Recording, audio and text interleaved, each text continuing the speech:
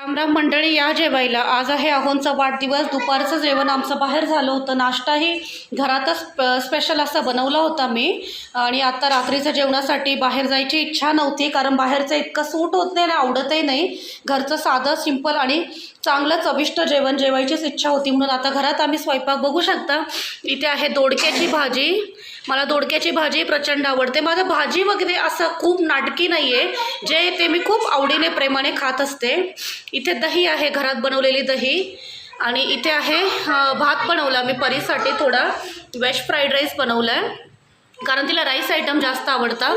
ही बघा आमची मस्त अशी छान छोटीशी भाकरी, कारण मोठ्या मोठ्या असं खूप जमत नाही आहे मला. मी ट्राय करते पण इतका नीटसे होत नाही आहे, काही हरकत नाही आहे. आणि हे बघू शकता मी भेंडी फ्राय केलेले आहे. हे थोडं डीप फ्राय आणि हे थोडं नॉर्मल फ्राय. आहोंना जरा डीप फ्राय आवडतं. हे फ्लॅक्स सीडची चटणी आहे, ती अप्रतिम झाली. तीही मी घरात बनवली आहे. तर या मंडळी, जेवूया, जेवणाचा आस्वाद घेऊया.